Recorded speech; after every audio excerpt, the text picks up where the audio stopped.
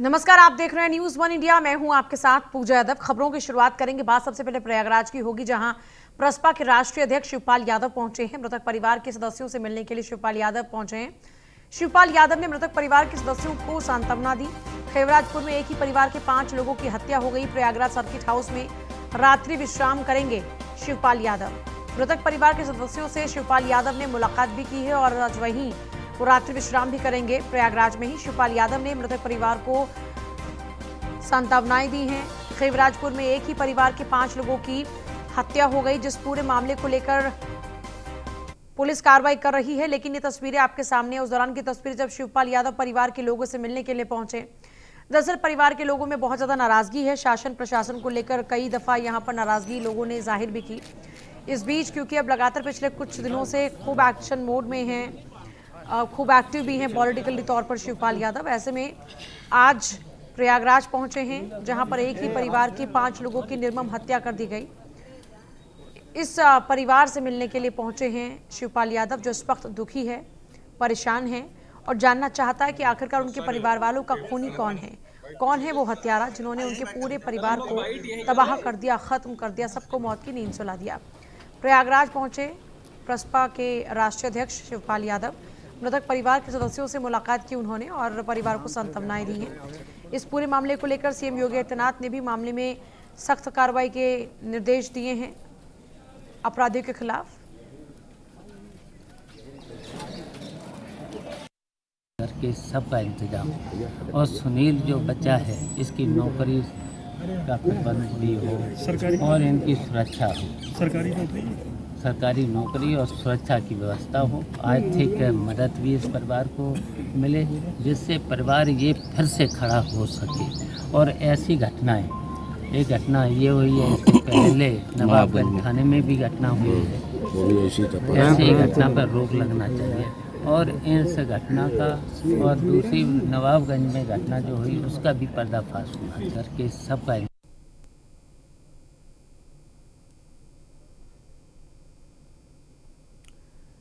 तो मृतक परिवार के सदस्यों से मिलने पहुंचे शिवपाल यादव।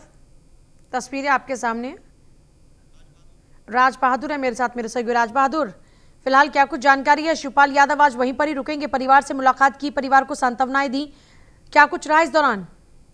जैसे कि बता दें, कुछ ही मिनट में शिवपाल यादव घटनास्थल से पीड़ित से मुलाकात करने वाले हैं, जो कि पूरी घटना की एक एक बिंदुओं पे उनके कार्यकर्ता मौजूद हैं, कई पहलू की जांच कर रहे हैं। शिवपाल यादव बस कुछ ही क्षण में पहुंचे। अभी 10 मिनट पहले शिवपाल यादव पोस्टमार्टम हाउस पहुंचे हुए थे। आप निकले हैं परिजनों से मुलाकात करने के लिए। जी, वहीं अगर पुलिस प्रशासन की बात की जाए, काफी तादाद में फोर्स लगा दी है, क्योंकि यूपी के बड़े नेता शिवपाल यादव परिजनों से मुलाकात करने के लिए जी आ रहे हैं। चलिए, शुक्रिया आपका। फिलहाल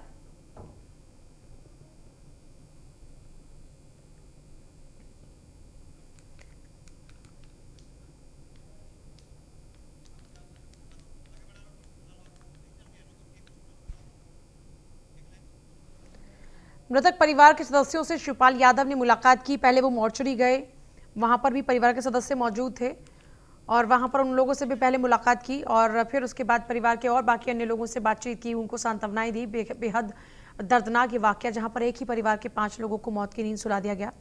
यूपी के प्रयागराज से दिल दहला देने वाली यह घटना सामने आई। एक हफ्ते के भीतर ये दूसरी दफा प्रयागराज में सामूहिक हत्याकांड से पूरा ये इलाका दहल उठा है। पहले नवाबगंज में एक ही परिवार के 5 लोगों के शव मिले और इलाके में सनसनी फैल गई। अब थरबई थाना क्षेत्र के खेवराजपुर गांव में एक ही परिवार के 5 लोगों की ईंट पत्थरों से कुचलकर हत्या कर दी गई।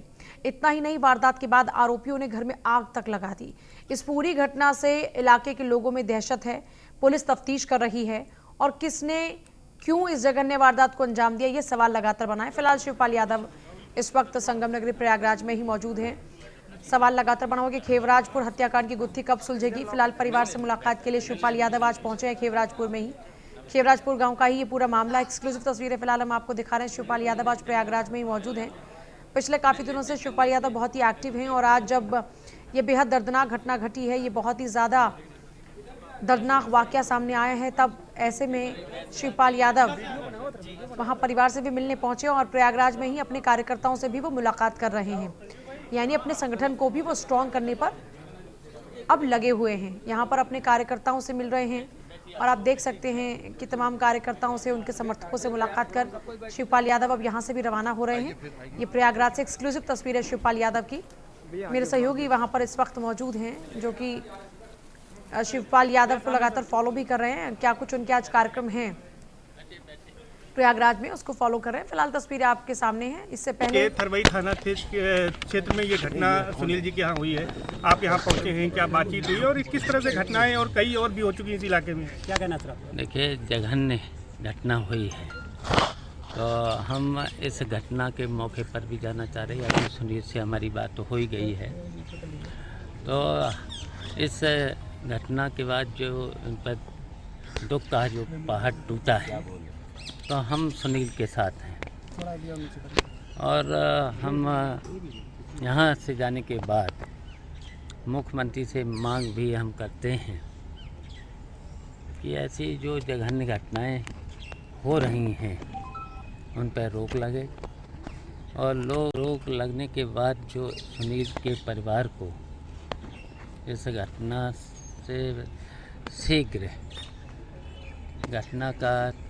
से पर्दाफाश होना चाहिए, बहुत जल्दी पर्दाफाश होना चाहिए। और हम मुख्यमंत्री से ये भी मांग करेंगे कि पर्दाफाश हो तुरंत, और ये अपराधी जिन्होंने घटना का अंजाम दिया है तो तुरंत उनकी गिरफ्तारी होना चाहिए और पर्दाफाश होना चाहिए। और हमारी मांग है इस परिवार को आर्थिक मदद भी मिले, जिससे ये परिवार फिर से खड़ा हो सके। और जो बेटी बची है, 4 साल की जो बेटी बची है, उसकी पढ़ाई लिखाई से लेकर के सबका इंतज़ाम, और सुनील जो बच्चा है इसकी नौकरी का प्रबंध भी हो और इनकी सुरक्षा हो, सरकारी नौकरी और सुरक्षा की व्यवस्था हो। आर्थिक मदद भी इस परिवार को मिले, जिससे परिवार ये फिर से खड़ा हो सके। और ऐसी घटनाएं, एक घटना ये हुई है, इससे पहले नवाबगंज थाने में भी घटना हुई है, ऐसी घटना पर रोक लगना चाहिए। और इस घटना का और दूसरी नवाबगंज में घटना जो हुई उसका भी पर्दाफाश होना चाहिए। क्या कानून व्यवस्था को लेकर इस क्षेत्र में कई ऐसी घटनाएं हुई, लगातार हो रही, नवाबगंज में हुई, उसके पहले और भी हुई, तो वही तो हम मांग कर रहे हैं ना, ऐसी घटनाएं फिर से न हों, और जो घटना हुई उनका पर्दाफाश होना चाहिए। और जो खबरई गांव में जो घटना हुई है, जिसमें हम अभी आए, सुनील हमारे सामने खड़े हैं, तो इस परिवार को सुरक्षा भी मिले, आर्थिक सहायता भी मिले, और जो बेटी बची है तो उसका पढ़ाई लिखाई से इंतजाम होना चाहिए, और सुनील को सरकारी नौकरी मिलना चाहिए। ये हमारी मांग है। और यहाँ से जाने के बाद हम मुख्यमंत्री को मिल कर के ज्ञापन भी देंगे और मांग भी रखेंगे, ऐसी घटनाओं पर तुरंत रोक लगे। कानून व्यवस्था पर क्या कहना है? कानून व्यवस्था को सुधारने की बहुत ज़रूरत है, और ऐसी घटनाओं का तुरंत पर्दाफाश हो, और जो घटना करने वाले हों पर्दाफाश होकर के तुरंत उन। तो देखिए, आप लगातार सुन रहे थे शिवपाल यादव को। शिवपाल यादव ने कुल मिलाकर ये कहा कि इस पूरे मामले में अपराधियों को जल्द से जल्द सजा मिलनी चाहिए। इस पूरे मामले में हत्यारोपियों का खुलासा जल्द से जल्द होना चाहिए। परिवार के बचे हुए लोगों की जिंदगी सही तरीके से उसका गुजर बसर हो, इसको लेकर भी प्रयास होने चाहिए। यही तमाम उनकी मांग रही है। साथ ही साथ परिवार से मिले भी उन्होंने वहां पर मुलाकात की है। आलोक मालवीय मेरे साथ, मेरे सहयोगी जुड़ रहे हैं। आलोक, बेहद दर्दनाक ये वाकया है। एक ही परिवार के 5 लोगों की न सिर्फ निर्मम हत्या की गई, बल्कि शवों को खुर्द बुर्द करने के लिए आग के हवाले भी उन्हें कर दिया गया। इस पूरे मामले में पुलिस की कार्रवाई अब तक कहां पहुंची? और शिवपाल यादव ने मांग की है कि परिवार के जो बाकी लोग बचे हैं उनका गुजर बसर सही तरीके से हो, इसका इंतजाम सरकार करे। जिस तरह से एसएसपी अजय कुमार है वो मौके पर पहुंचे हैं, पहले उन्होंने 7 टीमें बनाई, फिर उसके बाद उन्होंने कहा इन टीमों को हम डिप्लॉय कर रहे हैं। पूजा, इससे पहले ही गंगापार इलाके में 7 लोगों की एक दिन में निर्मम हत्या हुई थी, और उसके 1 हफ्ते बाद अब ये फिर 5 लोगों की हत्या हुई है, जिसको लेकर कानून व्यवस्था पर सवालिया निशान उठ रहे हैं। इसके साथ ही आम आदमी पार्टी के जो जिलाध्यक्ष हैं उन्होंने भी मांग की है कि इस तरह की घटनाएं हो रही है, कानून व्यवस्था ध्वस्त है। शिवपाल यादव ने भी कहा, लेकिन उनकी जबान थोड़ा दबी थी। वह मुख्यमंत्री योगी आदित्यनाथ से इस घटना के बारे में जानकारी लेने की बात कर रहे थे। कहा उनको ज्ञापन देंगे और परिवार के जो सदस्य हैं उनको नौकरी की मांग कर रहे हैं। उन्होंने कहा है कि हम यहाँ से जाते ही मुख्यमंत्री योगी आदित्यनाथ ने इस बाबत बात करेंगे कि किस तरह से संगम नगरी प्रयागराज में हत्याओं का दौर जारी है और लगातार 7 दिन के अंदर 12 हत्याएं हो चुकी है, जिस पर कानून व्यवस्था ध्वस्त है। लेकिन उनकी जो आवाज थी वो काफी हल्की थी। और संगम नगरी प्रयागराज का अपना अस्तित्व और पहचान धर्म के नाम पर है, लेकिन आज यहाँ पर इतनी बड़ी हत्या के बाद, इतना बड़ा हत्याकांड के बाद सवाल लॉ एंड ऑर्डर को लेकर उठ रहे हैं। इस पर अभी तक वहां के जो जिलाधिकारी हैं वो क्या कुछ कह रहे हैं? कौन है वो हत्यारे जिन्होंने इतनी दर्दनाक मौत इन लोगों को दी है? जी बिल्कुल, देखिए जिलाधिकारी संजय खत्री खुद मौके पर मौजूद थे और सुबह से वह इन पूरे बिंदुओं को खंगाल रहे हैं कि किस तरह से यह घटनाएं हुई हैं। लेकिन इन घटनाओं को लेकर जो राजनीतिक पार्टियां हैं अफवाह मुखर हो गई हैं। कांग्रेस हो, समाजवादी पार्टी हो और इसके साथ ही आम आदमी पार्टी हो, ये सब पार्टियां मिलकर जो भारतीय जनता पार्टी की कानून व्यवस्थाएं हैं उसे घेरने की कोशिश कर रही है। लेकिन जो पुलिस प्रशासन है उसने अभी तक किसी भी तरह की कोई हत्यारों की गिरफ्तारी नहीं की है। इस पर सवालिया निशान उठते हैं क्योंकि बीती रात की यह घटना हुई है और अब देर शाम हो गई है, अभी तक किसी भी तरह की कोई कार्रवाई पुलिस के द्वारा नहीं की गई है। सिर्फ 7 टीमें बनाकर रवाना कर देना ही काम नहीं होता है, इसके अलावा भी और काम होते हैं जिससे हत्यारे पकड़े जाए। लेकिन ऐसा कुछ नहीं हुआ। हत्यारों का जो मंसूबा था वो काफी बड़ा था। उन्होंने पूरे घर में तांडव मचाया, तांडव मचाने के बाद घर में आग लगाई और आग लगाने के बाद वहां से वह फरार हो गए। लेकिन पुलिस को कानो कान इस बात की खबर नहीं हुई कि क्या घटना हुई है। सुबह जब लोगों ने घर से धुआं उठते देखा तब उन्होंने पुलिस को सूचना दी और आसपास के लोगों ने मिलकर ही आग को बुझाया है। जिसके बाद पुलिस को सूचना दी गई है और पुलिस मौके पर पहुंची है और अपनी फिर ढुलमुल रवैये से कार्रवाई कर रही है। लेकिन अभी तक किसी भी तरह की कोई नतीजे पर वह नहीं पहुंची है। शिवपाल यादव आए, अभी तक पोस्टमार्टम नहीं हुआ है, वह पोस्टमार्टम हाउस गए, परिजनों से भी मुलाकात की, वह घटनास्थल पर भी गए और इसके बाद ही इसकी मांग कर रहे हैं कि किस तरह से यह हत्या हुई है और जो लोग बचे हैं उन्हें सुरक्षा मिलनी चाहिए और उसे एक नौकरी मिलनी चाहिए। इसकी मांग उन्होंने सिर्फ भारतीय जनता पार्टी की सरकार से की है। जी पूजा, बहुत ही शुक्रिया आपका फिलहाल पूरी जानकारी के लिए। कई टीम अभी तक इस पर काम कर रही हैं, लेकिन इस सब के बावजूद भी अब तक हत्या आरोपियों का कुछ अता पता नहीं है। परिवार वालों में बहुत ज़्यादा गुस्सा बढ़ रहा है, पॉलिटिकल लोगों का मूवमेंट वहां पर बढ़ रहा है और एक सवाल लगातार बना हुआ है कि आखिरकार कैसे निर्मम हत्या कर हत्यारोपी फरार हो गए और अब तक पुलिस उनका कुछ पता तक नहीं लगा पाई है, जिसके बाद से लॉ एंड ऑर्डर को लेकर भी सवाल उठ रहे हैं। इस बीच उन्नाव के जिला अस्पताल में इंसानियत शर्मसार हुई। अस्पताल में डॉक्टर्स ने मरीज का इलाज नहीं किया। इमरजेंसी वार्ड में तड़पता रहा मरीज के हाथ पैर बेड से बांध कर रखे गए। सड़क हादसे में गंभीर रूप से ये युवक घायल हुआ था, लेकिन उसको इलाज नहीं मिला। वो दर्द से तड़पता रहा, लेकिन उसके बावजूद भी डॉक्टर्स की लापरवाही के कारण वो मरीज दर्द से तड़पता रहा। इमरजेंसी वार्ड में मरीज तड़पता रहा, उसके हाथ पांव बांध दिए गए। आप देख सकते हैं अस्पताल में हाथ पांव बांध दिए गए, लेकिन डॉक्टर्स ने मरीज का इलाज नहीं किया।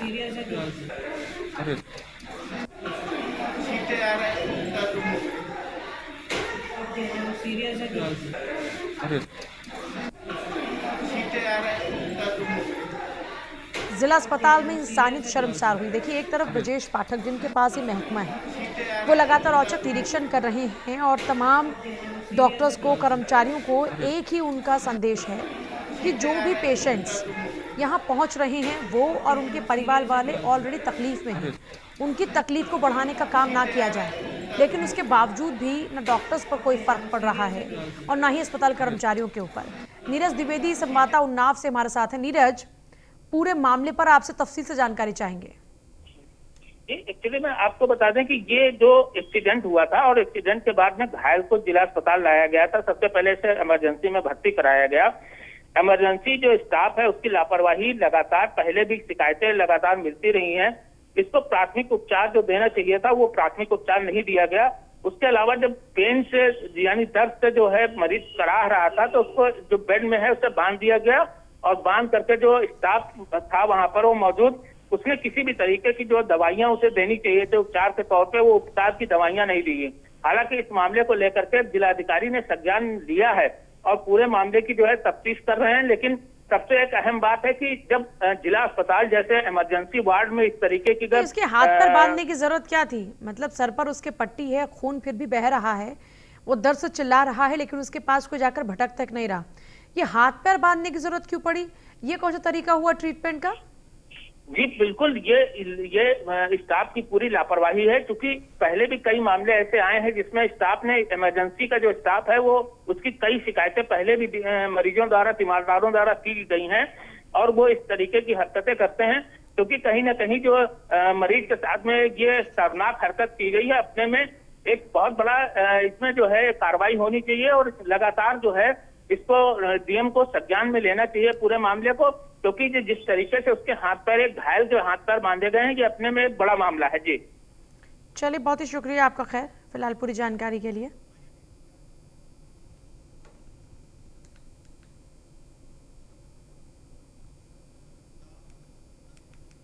लखीमपुर खीरी से खबर है, 25 अप्रैल को सरेंडर कर सकता है आशीष मिश्रा।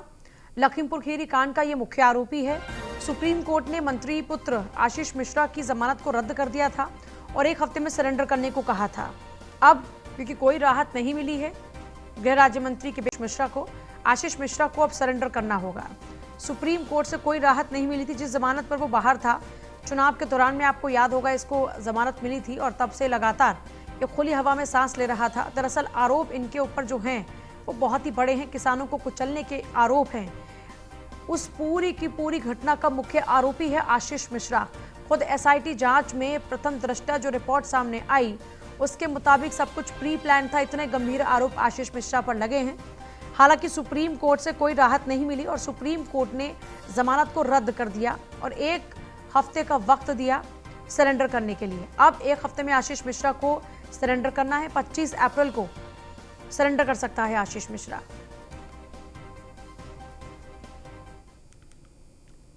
यूपी से लेकर दिल्ली तक, एमपी से लेकर राजस्थान तक बुलडोजर पर बवाल जारी है।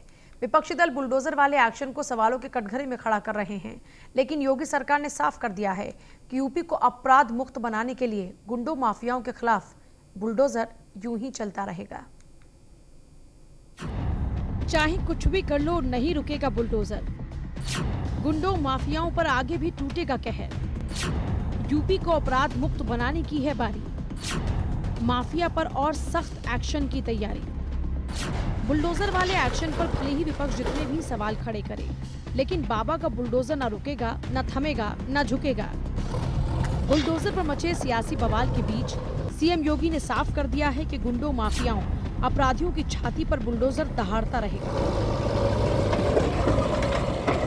और उनके काले साम्राज्य को ध्वस्त करता रहेगा। देश के अन्य हिस्सों में जहाँ बड़े बड़े माफिया और लोग थे, उनके मॉल हैं, शॉपिंग कॉम्प्लेक्सेस हैं, टोटली इलीगल है, और ग्रामीण क्षेत्र में किसी ने भट्ठा लगा लिया गांव सभा की जमीन पर।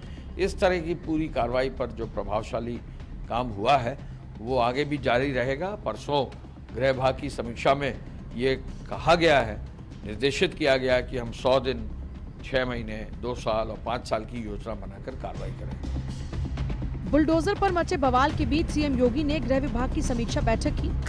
अपर मुख्य सचिव गृह अवनीश अवस्थी समेत पुलिस के अधिकारियों से अपराधी माफियाओं पर हो रही कार्रवाई का फीडबैक लिया गया और फिर निर्देश दिए गए कि अपराधियों माफियाओं के खिलाफ सख्त कार्रवाई जारी रहे।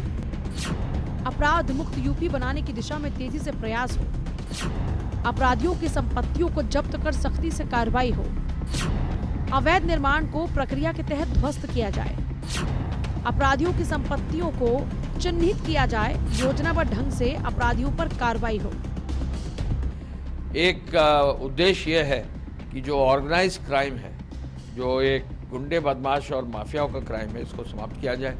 हर थाने का टॉप 10 जो भी क्रिमिनल है उस पर प्रभावी कार्रवाई हो, जिससे कि आगे कहीं भी जो है वो किसी भी जनपद में या प्रदेश में अपने कहीं भी घटना न घटित हो।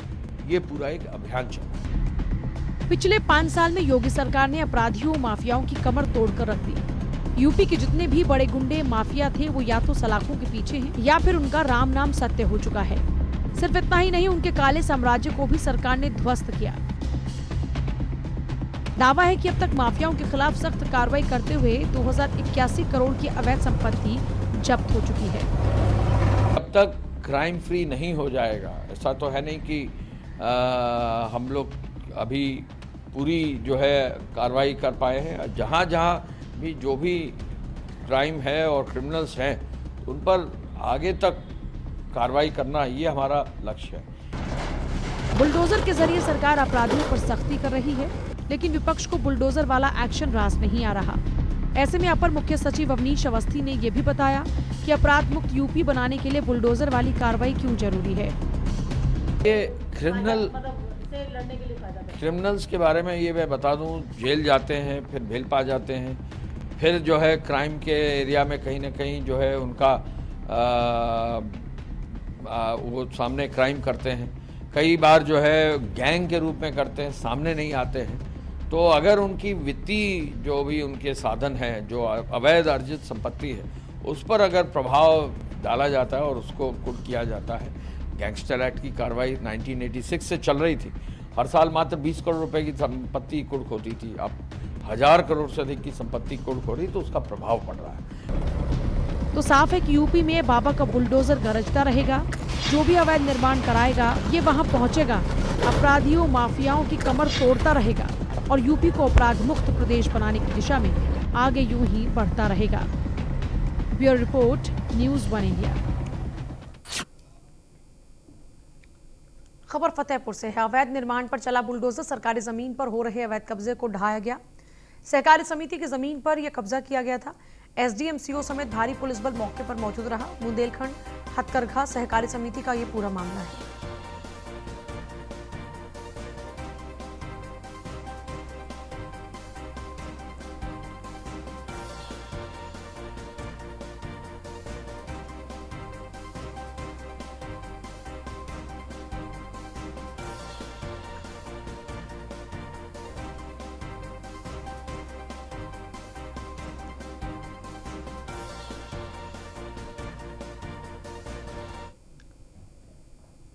झांसी में मुस्तरा रोड पर सड़क किनारे सेल्स मैनेजर का शव मिला।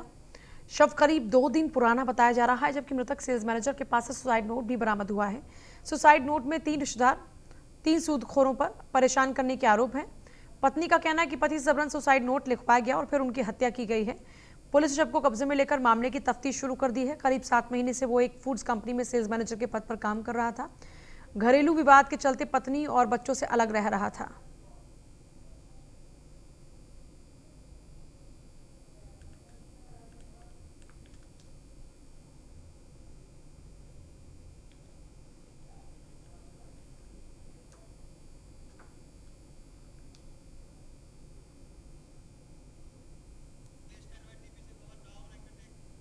खबर नोएडा से है। टैक्स चोरी पर जीएसटी विभाग की बड़ी कार्रवाई। 43 फर्मों में पकड़ी गई 128 करोड़ की टैक्स चोरी। इनपुट टैक्स क्रेडिट में गड़बड़ी कर टैक्स चोरी हुई। स्टील आयरन की 43 फर्मों पर बड़ी कार्रवाई है। ये नोएडा, दादरी, गाजियाबाद में जीएसटी विभाग का छापा। बुलंदशहर, सिकंदराबाद, खुर्जा में भी कार्रवाई की गई।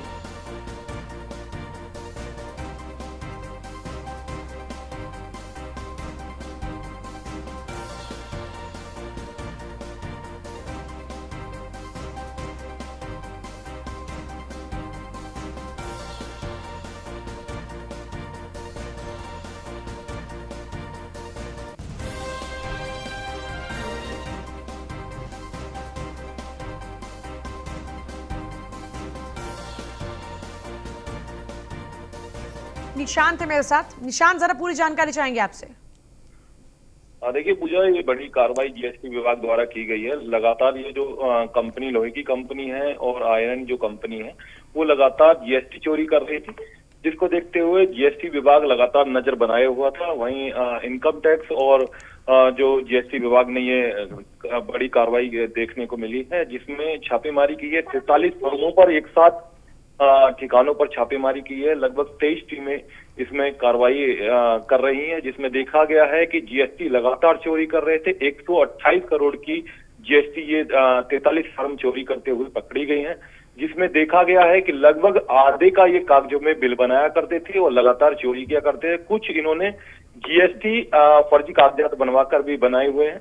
और कहीं ना कहीं ये देखा जा रहा है कि जीएसटी विभाग की जो कार्रवाई है, नोएडा, गाजियाबाद, हापुड़, बुलंदशहर, दिल्ली एनसीआर के अंदर ये कार्रवाई देखने को मिली है। लगातार जीएसटी जो है टीमें जो है लगातार कार्रवाई कर रही हैं और ये जो फर्में हैं उनको सीज कर दिया गया है पूरी तरह से। और इनसे यह भी कहा गया है कि जल्दी जो चोरी की गई है इनके साल के हिसाब से इनसे वसूला जाएगा। पूरा इनसे जो जितनी चोरी की है वो पूरा टैक्स लगाकर वसूला जाएगा। चले, शुक्रिया आपका फिलहाल पूरी जानकारी के।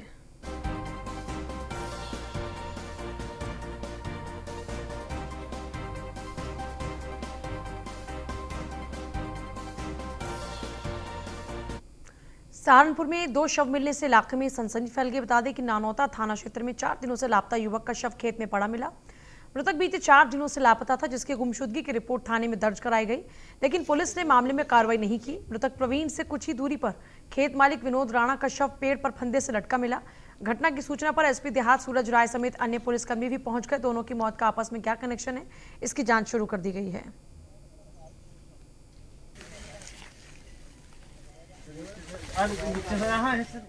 होता है कि ये हत्या और आत्महत्या का मामला है। जो शव विषित हालत में मिला है वो इनके नौकर प्रवीण का शव था और लगातार शाम को इनसे पूछा जा रहा था कि ये नौकर कहाँ है। इनकी बात भी हुई है अपने परिजनों से और इनके बच्चों ने पूछताछ में बताया कि आज जो इनकी बात हुई है फ़ोन पे, उन्होंने बताया कि बाकी जो नौकर के परिजन हैं वो इनको परेशान कर रहे हैं और पूछ रहे हैं इनके बारे में। तो प्रेमा फेसाई जो लग रहा है ये हत्या और आत्महत्या का मामला है। फील्ड यूनिट की टीम अभी मौके पे पहुंचने वाली है। अग्रिम विवेचनात्मक कार्रवाई की जा रही है। ना इनका बोंडा बाड़ी रखा हुआ था जी 10-12 साल से जी। अच्छा तो जी सब बाहर होगी जी। खेत में तो गाँव में चलेगा, गाँव में तो जो है जी हटका जो आया जो गन्ने काटने के लिए हटका दोबारा नहीं जा पाया जी। कितने दिन पहली बात है ये जी है 19 तारीख की जी। 19 तारीख की जी 7 बजे करीब निकला जी। सुबह में नहीं, शाम के। शाम के 7 बजे।